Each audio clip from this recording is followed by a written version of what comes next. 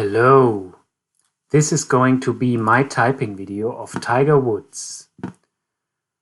After having spent most of the day trying to figure out this software stuff, I have given up and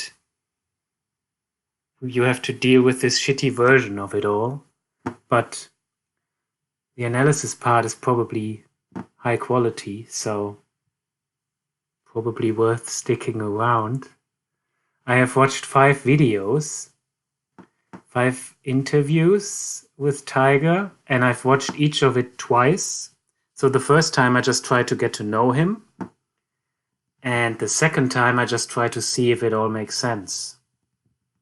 And after the 5th video I wanted to consume even more, but I told myself, stop, because I am an OE user, so I have to limit myself. Because else I will consume 10 hours and not do this video. So, yeah, so I consumed an interview with Tiger after his 5th major victory with a really good interviewer, a lady. It's very nice. The second one is with Oprah, a really annoying interviewer, but I might be a bit biased. The third one is a 60 minutes interview thingy. And then a really intense interview with Charlie Rose. That was really helpful. And yeah, it was very professional from both of them. Really intense. And last but not least, an interview with Larry King. Yes, I will do it. I watched these in exactly this order, and I will do the video in the same order. So just to, I don't know, but just to show my thought process. And to see what I noticed first. I think what I noticed first is kind of strange because it's something that is close together, but well, let's just start watching. But I really haven't. I've just been at home and just letting it, like everything thaw out and just kind of trying to understand what I had accomplished, but I really haven't come to grips with it yet. Very similar to what it was in 1997, and that took me years to understand what I accomplished.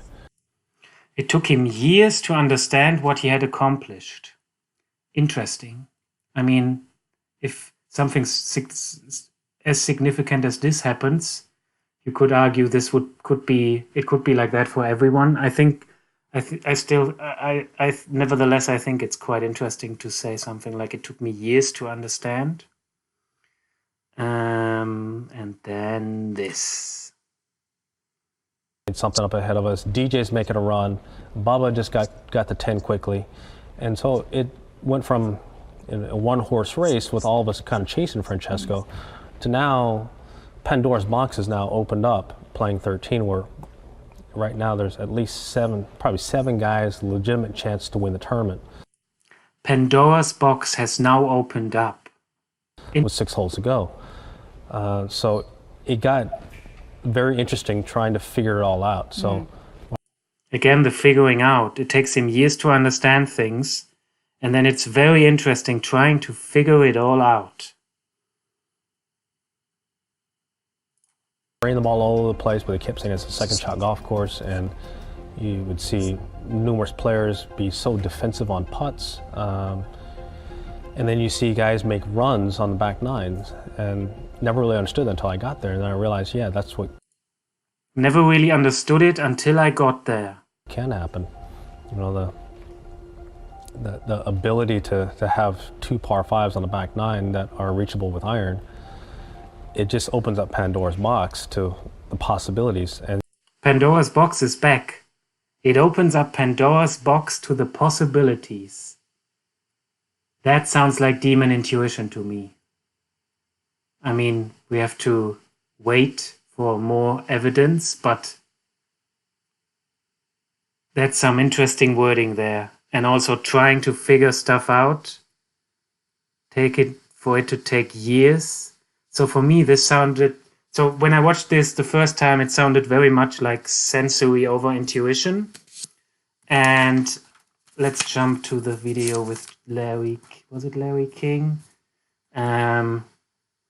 So let's see. No, it was not Larry King. It was this interview with Charlie Rose. And there he said something that confirmed this sensory over intuition thing for me. You get out what you put in. You get out of it what you put into it. You get out of it what you put into it. If you work hard, you'll get the results. If you don't work hard, you're not. But more importantly, you don't deserve it because you didn't go out there and earn it. How much of it is physical and how much of it is mental? For me, the mental comes from the physicality.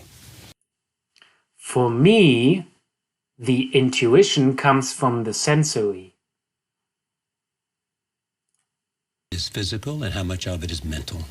For me, the mental comes from the physicality, from having umpteen great practice sessions and training sessions at home, and then going, as I said, going on the golf course with the guys. So yeah, so the first I didn't get too much out of the first interview. I was just getting to know him, but I was seeing sensory over intuition, which kind of got confirmed later, or more than kind of actually. Yes, and there was one more thing that I saw in all of the videos, and that was pain over fear. So whenever fear is mentioned, he just brushes it away and sees it as not a big problem. But he mentions pain quite a few times, just without the interviewer even asking about it. They never knew golf to be a good thing in my life. The only thing they can remember is that it brought this incredible amount of pain to their dad. And they don't want everyone to see their dad in pain. And so to now have them see this side of it, the side that I've experienced for so many years of my life, and but I had to battle to get back to this point. Yes. So yeah, the first thing I saw was sensory over intuition, which is a bit strange given his, well, what I think his type is. Maybe I'm wrong. Yes, so let's go to the Oprah interview. Let me just tell you this. I had this show, owned my own show, had my own studio, was doing very well with money, and my father hounded me to go back and get my diploma. So I did the same thing. In 1987, after graduating, supposedly in 1975, I was like a short credit. No matter how much money I made, my father kept saying, "You're going to need that diploma." I'd say, "But Dad, I have my own studio. I'm doing okay." "I don't know. One day you're going to need that diploma." So I got the diploma from Tennessee State University. So you intend to do the same thing? So Oprah got her diploma just for her dad, basically. How about Tiger? I tend to do the same thing. Why? Why? Because I think it's important. Very grounded, because I think it's important. It's a time in your life that when you know that you've accomplished something, and I think it sets a good example for all the little kids out there. Not enough that you've accomplished. Of the week with anybody on a golf course. What has been the most difficult adjusting? For me, the lack of privacy, the loss of privacy. And it's gone. I know. You're on the cover of the Inquirer with your girlfriend from high school. Believe me, I have been through that. Yes. I know. You see, that's tough because, and also a lot of the bad articles that are written, is that I didn't do anything to them personally. So why write something bad about me when you don't know me? You don't know me. That's something that comes up again and again and again. You do not know me. You don't understand me. And unfortunately, a lot of people like to take that angle just because of their own, I guess, selfishness. Well, you know what happens, and do you think this too, Mr. Woods? I mean, that especially when you see an article like the GQ article that labels you the Messiah, you can't be labeled a Messiah without somebody then trying, the Messiah of sports or golf, without then somebody then trying to come along to show how you're not the Messiah. Exactly. So I think that's the way the media sets you up. Because some editor sat and gave that label, and then you have everybody else who's out to prove that no, you're not what they said you were. Right, I'm human. I'm just like everybody else. Because you didn't call yourself the Messiah. No, God, no. Yeah. I just like to have fun. I'm just like everybody else. I just want to have fun and enjoy life. Yeah, but you know... Fun. Talking briefly about this, about keeping yourself grounded. Right. Yes, come to this kind of fame, notoriety, with some sense of who you are, Right. then you end up getting destroyed because you believe the negative articles, you Right. believe the good articles, but you seem to have a really firm grounding and a sense of yourself. Well, I know who I am. I'm like any. I used to be a teenager, but when I was a teenager, I went through that phase of, self-doubt and the whole 9 yards, just like everybody does. And I learned and grew from that and evolved. And here I am today, where I have a true sense of who I am. He has a true sense of who he is. And there was only a brief period in his teens where that wasn't the case. So everything we hear here,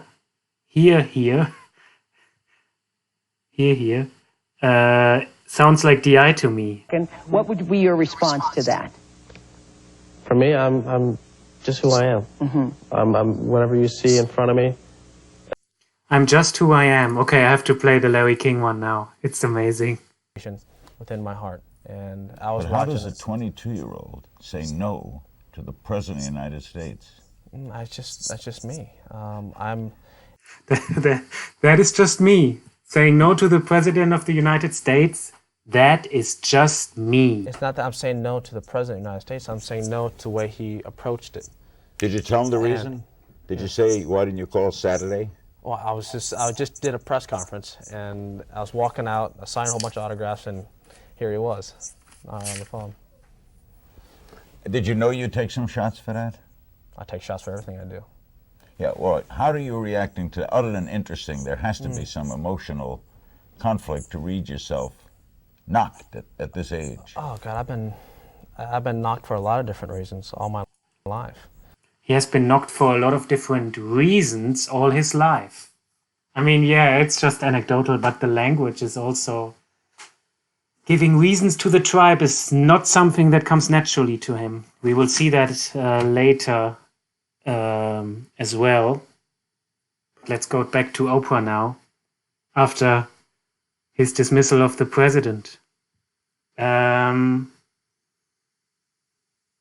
Let's see. How about labels? Do you like labels, Tiger? The genetic code is. What matters When you're is. called one or the other, does it bother you to be called African American? Yeah, it does, because to be honest with you, if I would have to label myself as anything, I don't want to label myself as anything. ethnic-wise, always had to check a box, in those little forms and stuff. And they say pick one. I can't. I usually pick African American, Asian, because those are the two households I was raised under. So Don't put me in a box. It's hard to find me. We struggled in the beginning, but we got it going on the weekend. now does every celebrity in the world want to play with you? Not really, because it's hard to find me. I wanted to talk for a moment. I wanted to talk. It's hard to find him. I mean, yeah, let's continue first. But it's pretty obvious that he's a single decider, I think. So, and he's very grounded in himself. One of the things that has helped us to all fall in love with you. You're my son too. America's son. Is that it's something that Timmy mentioned. It's the way you carry yourself. You're just so gracious. You move, you kind of glide from hole to hole, and you're smiling and so charming. Where'd that come from? Overall, I'm happy and content with myself. There's nothing stirring inside of me, and I'm happy being Tiger Woods. And there's nothing more I can say.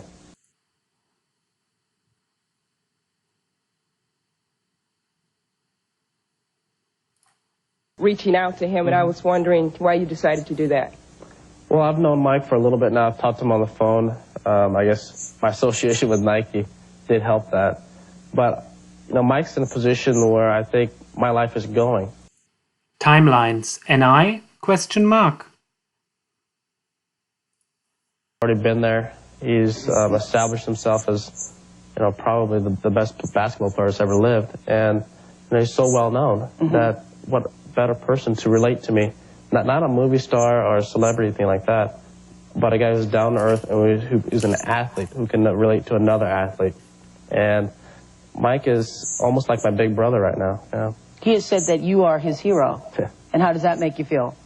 Coming from Mike, that means a lot, because Mike's a real nice guy, and he's a special person. Well, I want you to tell you that you are my hero and America's hero because of the hope that you've inspired in everybody. You know, I certainly over the years have believed in excellence, but when you see somebody do it as well as you have done it, it is, it reaffirms our belief that anything is possible for ourselves. I think that's, in that way, that is how you transcend golf. Do you believe that yourself? I believe that because one thing that I've always believed is that you should never, ever limit yourself. Possible OE? Once you put limits and boundaries on yourself, then that's what you're confined to. Probably OE. OE? Be creative. Go beyond expectations, not only yourself, but expectations of a human being. I mean, go beyond that. Be creative. And that's one of the things that I've done. That's one of the reasons why I've excelled the way I've done, because I know no boundaries inside. I know no boundaries inside. The tribe doesn't limit me, and I don't want to be narrowed down either. So possibly DI plus OE? Question mark? Let's go to the next interview. It's not scary, no. It's frustrating sometimes. Every time you play, they expect you to win. They even expect you to make history. Does that ever scare you? The fear question? How is it answered? Not scary, no. It's frustrating sometimes in a sense you have to explain yourself. It is frustrating because you have to give reasons to the tribe. When you don't win, even sometimes people just outplay you. That's just the way it goes. People. Or the fact that you make mistakes. Yeah, I think to be a good golfer meant that you would be the most famous sportsman on the planet. That's never my intent. I could give. I could give 0 fucks. I really didn't care about being famous. The only thing I cared about is winning golf tournaments and winning major championships and trying to beat these guys out here. That to me was my goal. What we used to do is, As a kid at school who did public speaking courses to push through his shyness. At school who did public speaking courses to push through his shyness. How do you cope in its glare? As a kid at school who did public speaking courses to push through his shyness, how do you cope with the fame and the celebrity that goes with your success? It's good on one occasion in the sense that you can help a lot of people, and frustrating in the sense that sometimes people don't really leave you alone at certain times, and leave me alone and don't look under my bed. Especially when you have a bite to eat and you got food in your mouth. So that aspects sometimes can be a little bit of an annoyance, but the people mean well. That's the thing, that they mean well. Are you ever that shy kid anymore? Absolutely. What makes you shy? I don't know. I don't know. Your brain chemistry, probably. I'm certainly not a person who's gregarious and certainly outgoing, but more reserved than anything. Sure. Do you think you were born to be this successful, or were you? All right, yeah, that was the interesting thing in this interview. I think a strong case could be made for asking Tiger Woods to join the Blast Blaster group. Yes, let's go to the next interview. And let's go to this. Like to me, but my heart is saying, Tiger, let's play. Let's go. Come on, let's get back into it. Have you come back before when you think now, looking back, it was too early? Oh God, I've done it so many times. I've done it so many times, either through surgeries or through injuries. I've played through them. I've come back early. I've damaged the body to compete. Play over sleep? Question mark? At a high level, so many times, and this time I took a lot of time off to get it right, and there's no sense in hurrying and getting it, in injuring it anymore. Or no sense in hurrying it, but this is something he had to learn, because if you damage your body, then yeah, you might start too quickly again. Not like me starting too late with doing YouTube videos. All right. Yes, I mean, he talks a lot about competing, and he loves competing. Are shaping shots and getting the feel for it. I want to do it all right at the same time, have it all come together. And at Safeway, I thought I was ready for it, and I wasn't. And I said, okay, just take a step back. You waited this long. There's no sense in the urgency of getting back out there and doing it again. Yes. Play over sleep. Now he will talk about chapter 2 of his life. Daddy can't move. But I do get the sense, I mean, in terms of what you're doing, announcing the company, that you are prepared if golf is over to have another life. Well, Charlie, it's basically the TGR branding is bringing all my businesses under one umbrella. They've been existing, right? But I'm setting up chapter 2 of my life. Right. Okay. Chapter 1 was the golfer, only the golfer, of playing golf and winning golf tournaments. Here, I'm setting up chapter 2 without hitting a golf ball and trying to create a business empire and different business entities and growing that so that I don't have to hit a golf ball and so that I can be a happy person. To do other things that are of my interest. The golfer can still be there. I can still play. I can still do those things, but it's not mandatory for my businesses to grow. And for me to help kids with my foundation or with the restaurant or the TGR design or all that stuff. I don't have to hit a golf ball. Doing other things of my interest. Sounds like he has quite a few other interests. So OE maybe? It also sounds like the second chapter of his life will be more of an NT one. Those are anecdotes, but that is all fitting into my verdict. I can eventually transition into being strictly an entrepreneur. And involved with the foundation and other things. 100%. Okay. Here is what's interesting about you more than any athlete I know. It's not just you, it's us. We can't let you go. Listen to what he has to say to that. I mean, there's a sense that we never... Oh, you care? Well, yes. I know. Oh, you care, tribe? Oh, that's interesting. I do what I want anyway. I'm Tiger Woods. I'm naturally a tactician. Even Are you? when I was hitting the ball long and blowing over the top of bunkers, that was the strategy. And so I used my mind, and then eventually the method I used allowed me to master my craft. Okay. Maybe peacocking here? I don't know. So, what does he like about golf? Psychologist can tell you that. Well, as a individual athlete, you're actually out there by yourself. I know Joey's with me, on the bag. Right. But no one's pulling the trigger. No one's bailing you out. The manager's not coming in and bringing the righty in when you're struggling. You're by yourself. There's no timeouts. And okay, I'm not feeling very good. We'll play. Guy off the bench. He'll come in and fill your role for the night. Sure. You're by yourself out there, and you got to figure out a way to get it done. But did you like that about the game? That's part of what you liked about the game. I liked the grind of it, and I liked the ownership of it. And what I really loved is, and I still love, is getting out there and figuring out a way to get it done. I like, I love, value. Figuring it out. Peacock? I'm way too confident. You could possibly see the whole. Well, I'm a tiger. I'm a cat. We have night eyes. But I don't want... He's a cat. Well, maybe he's right with that.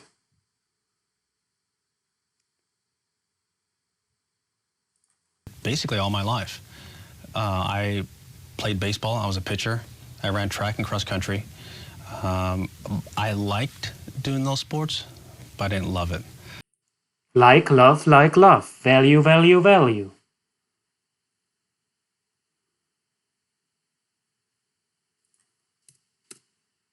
only to basically is save your life.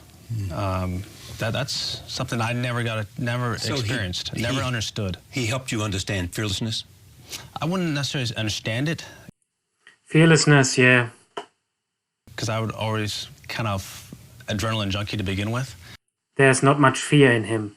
Yeah. And so, but I understood where he was coming from now. There's more pain than fear. Pain over fear. People believe that what you have had on the course, certainly at the best of those years, when you had such a remarkable, spectacular run, that it was toughness, that you were mentally tougher than everybody else. I just knew I was going to beat you. You did. I did. But it was part of what happened to you. You were expected to win. That's fine. But I expect to win as well. Pushing on self, maybe? That would fit the feminine DE cat energy. Pushing on himself. And the toughness, I think the toughness came in. Blah, blah, blah. So in my sport, it's the same way. The winning percentage is not very high, but it's still finding a way to come back and get it done. How do we measure the best to ever play golf? Is it Jack simply because he has 18 majors? Or is it some general appraisal, simply that person had more talent and applied it better than anybody? Who's the GOAT? Who's the greatest of all time? Is he playing the game? Is he playing the people game? He should be. That's a great question. It is. Oh, it's a great question. So hard because we never got a chance to play against one another. Except but it's a great question. Yeah. Single decider. She says, "I'm always here. I love you no matter what." And she gave me a bunch of big hugs, and that was really cool. That. Did I mess up? Absolutely. But my mom was still there for me. And she was and that was my important. mom. Absolutely, because I didn't have my dad anymore. It was just her and I. Some would suggest, obviously, that humiliation you went through publicly, your private life exposed, has a lingering effect on your mind and your game. I've heard that too. I know. Well, he's quite calm with the humiliation part. So, and I haven't heard much FE language. And there's lots of value statements that are, I think, tied to his masculine FI identity. Well, giving away a lot here now. Let's see, a better communicator, yeah, blah, blah. The mental comes from the physical. Well, one more thing that makes the IP-ness even stronger, I think. To pay a lot of attention to other people. Yes? The people who are closest to me, yes. And also then again, I was very uncomfortable being out in public. So it was more shyness rather than simply saying arrogance and being a jerk? No, I was always very shy. I've always been very shy. I mean, when I was little, I had a speech impediment. And I used to stutter, pretty badly, where I had to go to a special after-school program for 2 years to learn how to speak correctly. Because I always sat in the back of the classroom. If you ever called upon me, I couldn't speak. I would stutter so badly that the teacher would just pass on me and then go to the next student. Last. Any questions? Last, I think. Oh, I wrote down stop, close, stop. Yeah, that's when I realized maybe try and put it all together. So let's just finish with Larry King. I mean, we already listened to him saying no to the president. And I guess this is no exception. But I know what I did, and I'm going to stick with it because I honor Mr. Robinson in my heart, and I always will. We're going to include some phone calls for Tiger Woods. This is your program as well. One other thing in the Feinstein book that bothered me, and I wonder how you reacted to it, when he talks about your interest in commercials, and you turn out to be a 22-year-old who stamps his foot when he doesn't get his way, stalks angrily off the golf course if he shoots 74. How do you react to that? Oh, he'd be mad if you shot 74 too. Well, maybe not.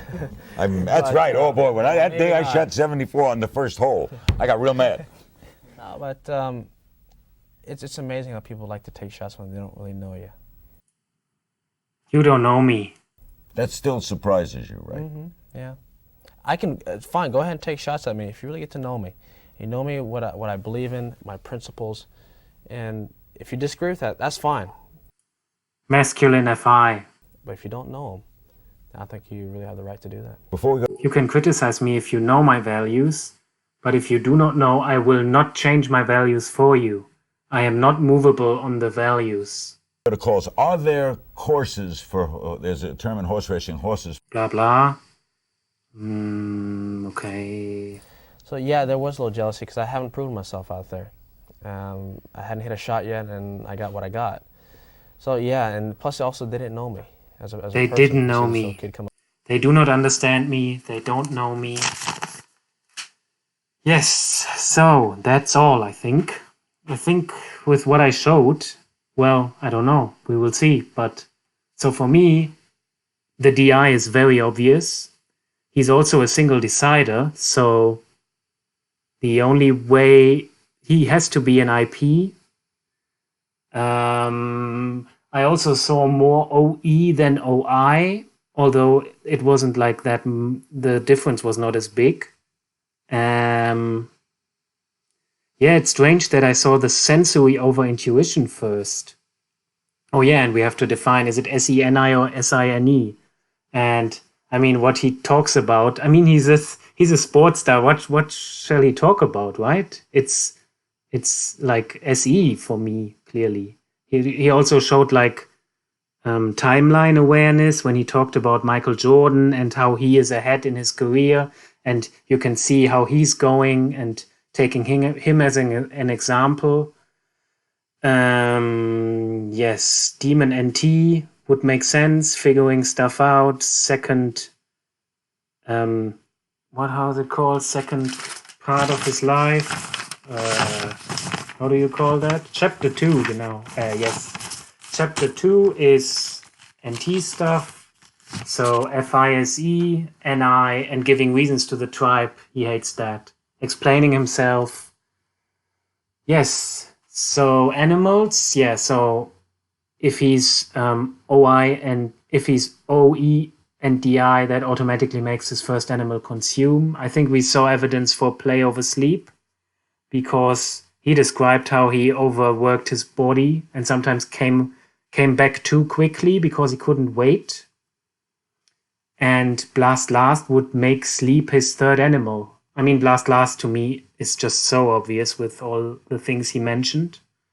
Struggling to explain himself, going through public speaking courses to push through his shyness, which is obviously hard, but yeah, I mean, it can also be like if you have to do it, then you can grow, right? If the outside world expect it from you as a sports star with massive sponsorship deals, then yeah.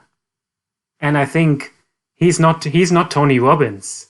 And when you hear him talk about competing, sometimes you could think that. And I think that's his second animal, play, SET.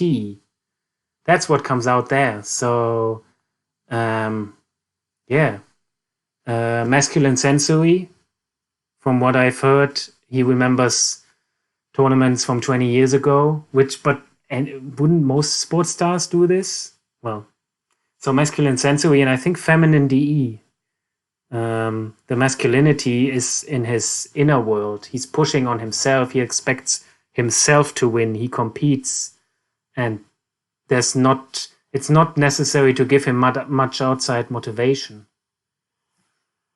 Yes. So my verdict is MF, FISE, consume, play, sleep, blast.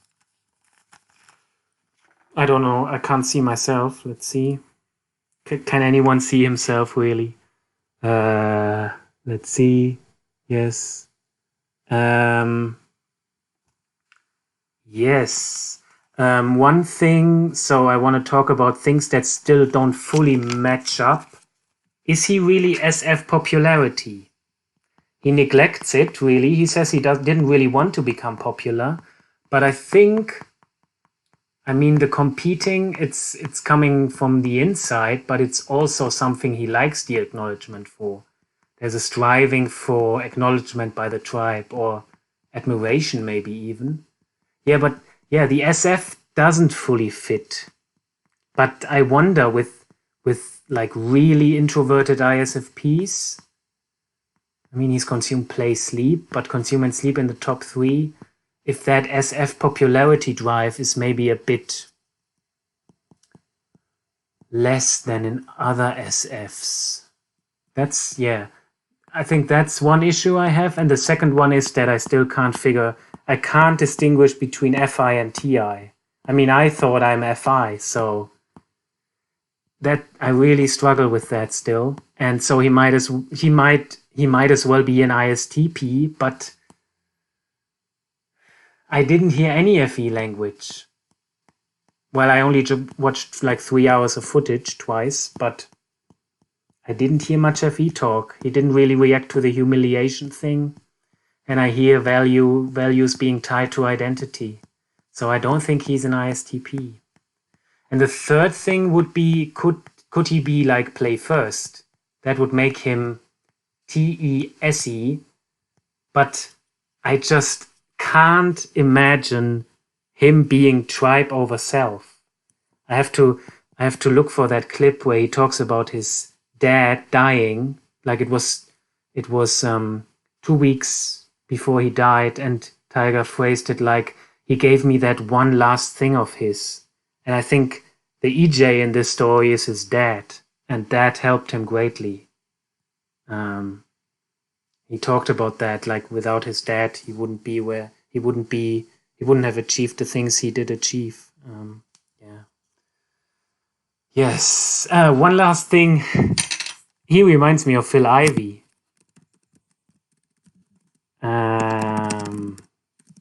I don't know. Ivy is typed ISTP, I think, mostly. Oh my God! Look the hair. The hair looks exactly like Tiger's. No. Oh my God. It's like Tiger in a bit younger, no? Oh my God. Maybe Phil Ivey is an ISFP as well. Well, maybe one to type as well. Oh my God. Well, Tiger looks a bit older, but he went through more hardship, yeah, well, humiliation. Yes, I think that is it. I hope this time it worked. And if not, oops, then I don't know.